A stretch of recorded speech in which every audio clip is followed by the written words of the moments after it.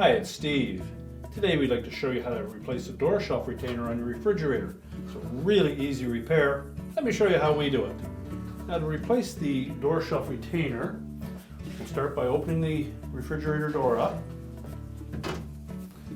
If the old one is still intact, we simply need to lift up on each end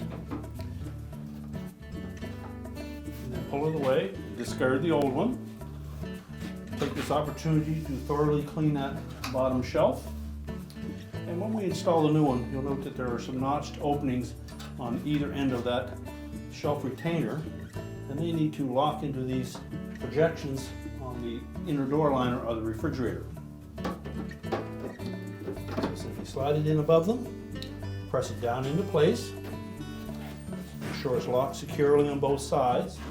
Now, to prolong the life of our door shelf retainer, we suggest that you don't overload that area, and always make sure that the crisper drawers and deli drawer are closed firmly before you close your refrigerator door.